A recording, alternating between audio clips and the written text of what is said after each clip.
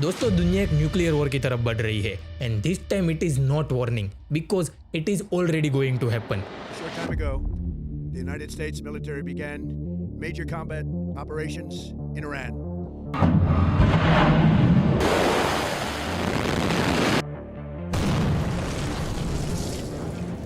The United States and Israel has launched a dramatic airstrike campaign targeting Iran. The United States and Israel have unleashed an all-out war on Iran. America ने Iran को चारों तरफ से घेर लिया है, जिसमें पर्शियन गल्फ में 12 से ज्यादा American warships, straight of Hormuz जहां से दुनिया का 20% ऑयल गुजरता है, वहां यूएस डिस्ट्रॉयर्स, जॉर्डन के बेसिस पे dozens of F-15E fighter jets, Azerbaijan, Turkey, Afghanistan, Iraq के बॉर्डर्स पे यूएस मिलिट्री बेसिस, अरबियन सी में अमेरिका का nuclear powered aircraft carrier USS Abraham Lincoln और वर्ल्ड का largest aircraft carrier USS Gerald R Ford भी diploid हो चुका है। Lay down your arms. You will be treated fairly with total immunity, or you will face certain death. America की बस इतनी सी demand थी कि ईरान उनका यूरेनियम एनरिचमेंट 100% बंद कर दे। That this terrorist regime can never have a nuclear weapon. I'll say it again. They can never have a nuclear weapon. 2025 में भी इसी रीजन की वजह से अमेरिका ने पहली बार ईरान पे डायरेक्ट एयर स्ट्राइक की थी।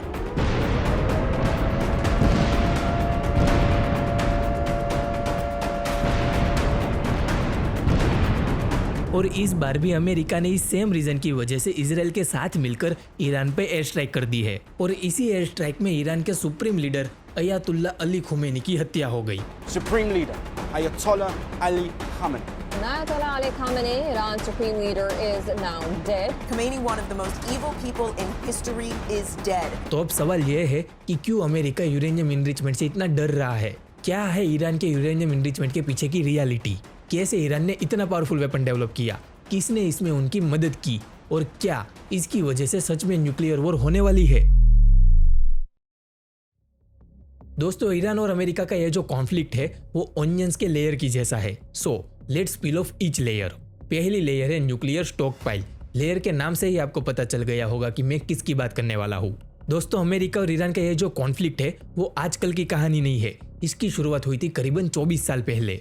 अमेरिका तब से लेके ईरान को आज तक सिर्फ एक ही चीज कह रहा है कि तुम अपना यूरेनियम एनरिचमेंट लेवल कंट्रोल में लाओ। तो आगे बढ़ने से पहले ये समझ लेते हैं कि यूरेनियम एनरिचमेंट क्या होता है। तो इस प्रोसेस की शुरुआत होती है यूरेनियम नामक एक मेटल से। सो बेसिकली नेचुरल यूरेनियम जो है उसमें दो प्रकार के एटम्स होते हैं। पहला जो है उसे U238 कहा जाता है और दूसरा जो है उसे U235 कहा जाता है। इन दोनों में से ये जो U235 एटम है ये सबसे इंपॉर्टेंट होता है क्योंकि यह एक सुपर पावर एटम है। तो पहले इस प्रोसेस में क्या होता है कि नेचुरल यूरेनियम जो ज़मीन के अंदर होता है उसे माइनिंग करके ज़मीन से बाहर निकाला जाता है। फिर ज़मीन से बाहर निकालने के बाद उस यूरेनियम को पाउडर में कन्वर्ट किया जाता है। ये जो पाउडर होता है ये कलर में थोड़ा येलोइश होता है, इसलिए इसे येलो केक भी कहा जाता है। फिर आगे इस पाउडर को गैस में कन्वर्ट किया जाता है और इसके बाद ये जो गैस है इसे सेंट्रीफ्यूज में डाल दिया जाता है। ये जो सेंट्रीफ्यूज है इसके सेंटर में एक सिलेंडर होता है जो बहुत ही तेज़ी से घूमता है, करीबन 50 से लेके 1 लाख RPM तक। तो इस दौरान क्या होता है जो हैवियर U238 एटम्स होते हैं वो आउटर लेयर में चले जाते हैं और जो लाइट वेट U235 एटम्स होते हैं वो मिडल में रह जाते हैं और इन सुपर पावर एटम्स को U238 से अलग करके एक जगह पे जमा कर दिया जाता है। इसका मतलब ये है कि जितने ज़्यादा U235 एटम्स होंगे उतना ज़्यादा एनरिचमेंट परसेंटेज होगा।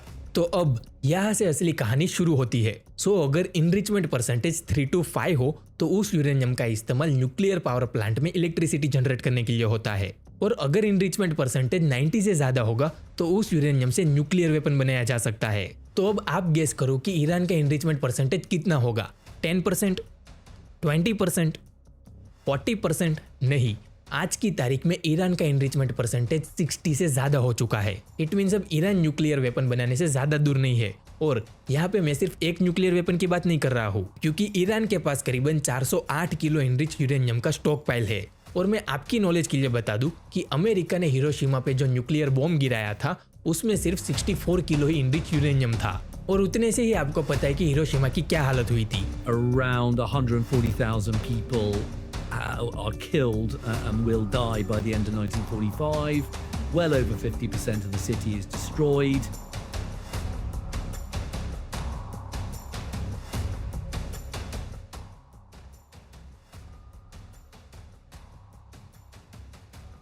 तो जरा सोचिए कि 408 किलो से क्या क्या हो सकता है।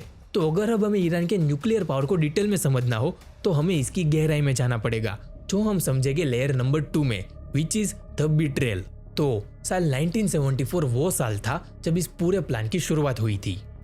Iran, a country brimming with energy, exploding with construction and development, a dynamic state with a thriving capital.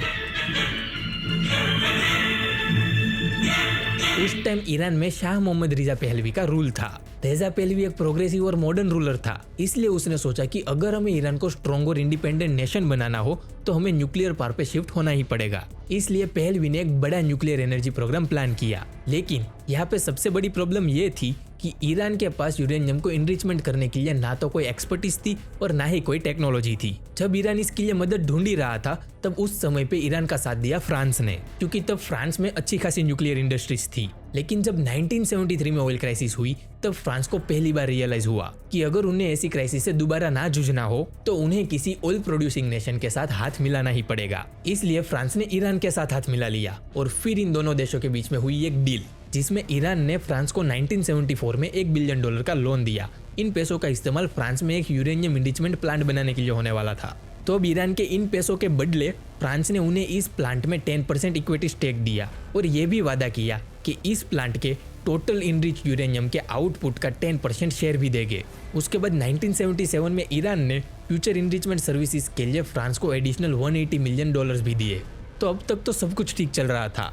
एक साइड मोहम्मद रेजा पहलवी भी खुश था और दूसरी साइड फ्रांस भी खुश था और धीरे धीरे पावर प्लांट का कंस्ट्रक्शन भी शुरू हो गया था। लेकिन फिर आया साल 1979 का इस्लामिक रिवॉल्यूशन। यह वो साल था जहां से ईरान की इकोनॉमी और जियोपॉलिटिक्स दोनों कम्प्लीटली चेंज हो जाने वाली थी, क्योंकि ईरान में मोहम्मद रिजा पहलवी की सरकार गिर गई और उसके बदले पावर में आया अयातुल्ला खोमेनी।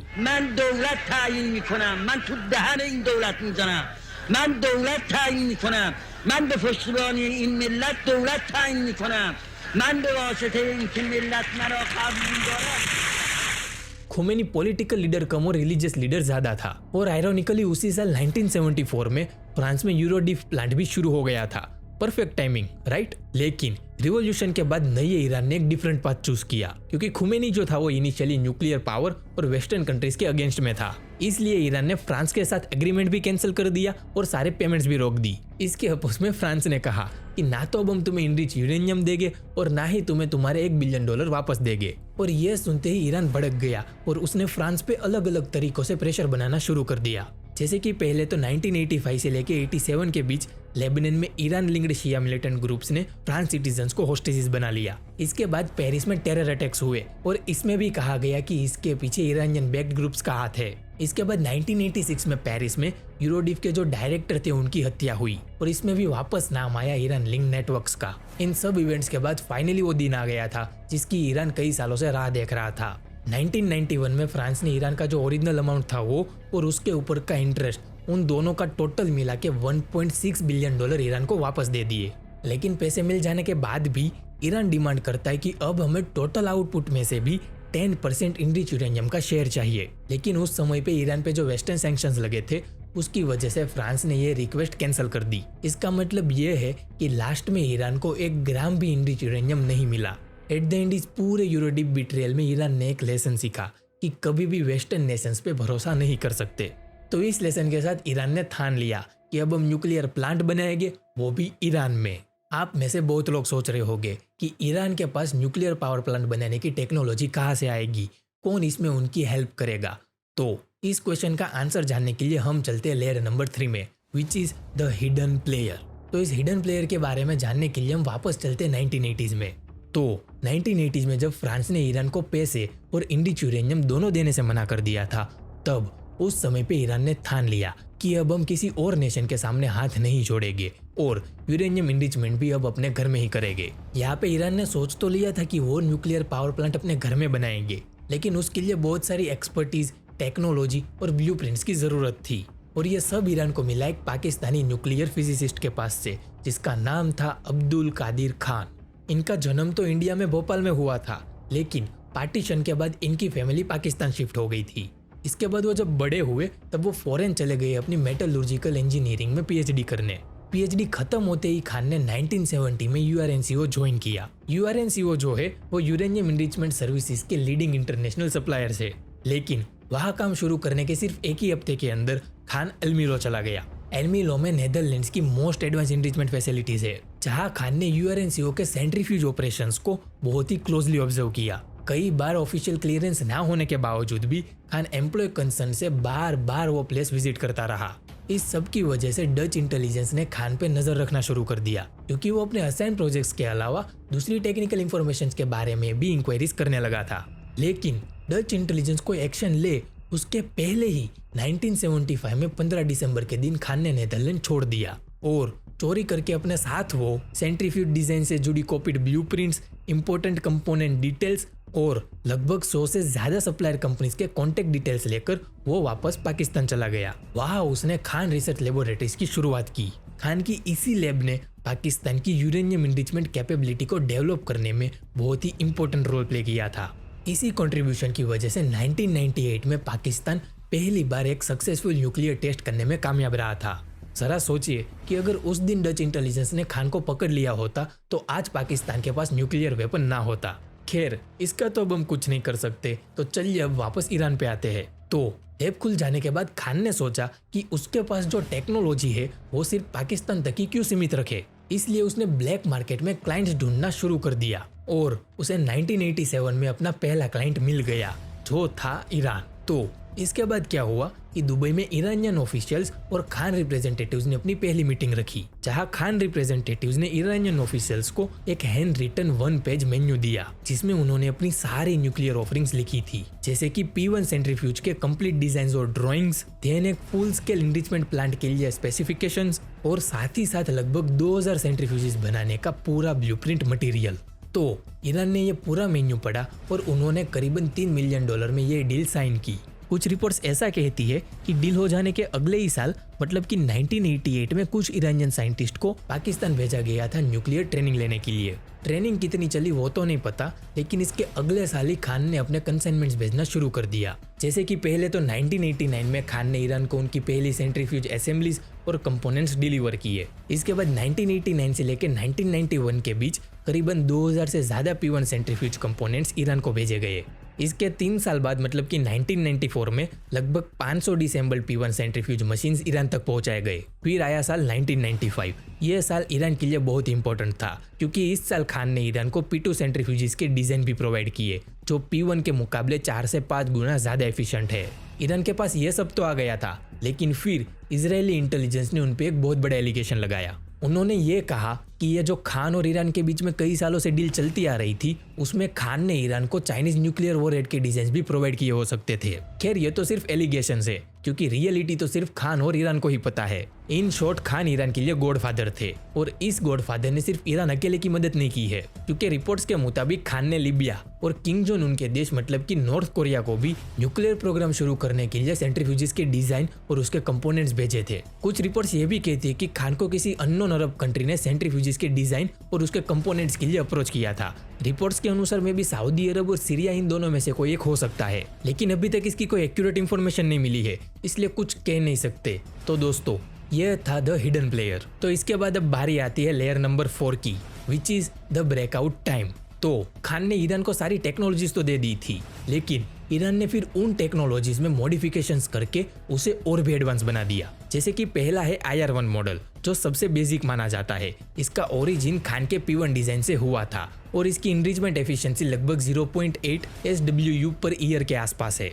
यहाँ पे ये जो टर्म SWU है वो सेंट्रीफ्यूजेस के इनरिचमेंट कैपेसिटी को मेजर करने के लिए यूज होता है। इन सिंपल वर्ड्स, जितना ज्यादा SWU उतना fast enrichment. So if it is clear to you तो चलो आगे बढ़ते हैं। तो IR-1 के बाद अब आता है IR-2M और IR-4, जो खान के P2 सेंट्रीफ्यूजेस से डिजाइन हुआ था। ये जो दोनों मॉडल्स हैं, इनकी एफिशिएंसी काफी ज्यादा है, लगभग 4 से 5 SWU पर ईयर के आसपास। तो अब इन सब के बाद आती है सबसे एडवांस कैटेगरी, जिसमें आता है IR-6 सेंट्रीफ्यूज, जो ईरान का खुद का डेवलपमेंट माना जाता है और इसकी एफिशिएंसी बाकी तीनों के मुकाबले काफी ज्यादा है, करीबन 10 SWU पर ईयर के आसपास। तो ये है ईरान के सेंट्रीफ्यूजेस की कैपेसिटी। अगर किसी और देश को ये टेक्नोलॉजी डेवलप करनी हो तो उन्हें कई डेकेड्स लग जाते हैं, लेकिन ईरान ने खान की मदद से यह टेक्नोलॉजी कुछ ही सालों में अचीव कर ली और इसी से अमेरिका डरा हुआ है, क्योंकि जैसा हमने वीडियो में आगे देखा कि ईरान ऑलरेडी 60% इनरिचमेंट तक पहुंच चुका है and the fact is natural uranium से 60% इनरिचमेंट तक पहुंचने में ही लगभग 90% एफर्ट्स लग जाते हैं। इट मीन्स अब इस 60 से 90 तक पहुंचने में सिर्फ 10% एफर्ट्स ही लगेंगे। यहाँ पे ये जो करंट इनरिचमेंट लेवल से वेपन ग्रेड तक पहुंचने में जो टाइम लगता है उसे ही ब्रेकआउट टाइम कहा जाता है। तो पहले ये जो ब्रेकआउट टाइम था वो 2015 में करीबन 12 महीनों का था, लेकिन आज वो टाइम सिर्फ 2 से 3 दिनों का रह गया है। इट मीन्स ईरान की advance centrifuge technology, nuclear stock pile और बहुत कम ब्रेकआउट टाइम की वजह से ईरान जो है वो करीबन 9 न्यूक्लियर वेपन बना सकता है। और सबको पता है कि अगर ईरान जैसे देश के हाथ में न्यूक्लियर वेपन आ गया तो वो क्या कर सकता है। सो इस जवाब के अमेरिका के पास मेनली 3 रास्ते हैं।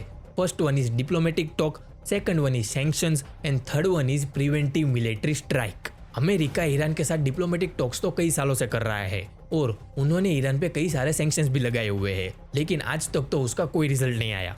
तो अब यह देखना इंपॉर्टेंट होगा कि जैसा अमेरिका ने वेनेजुएला में किया था वैसा वो ईरान में कर सकता है। इसका जवाब तो अब आने वाला वक्त ही बताएगा। तो आज के लिए बस इतना ही। अगर आपको हमारा कंटेंट वैल्यूएबल और इंफॉर्मेटिव लगा हो तो वीडियो को लाइक करें, शेयर करें और चैनल को सब्सक्राइब करें। मिलते हैं अगले वीडियो में। Till then signing of.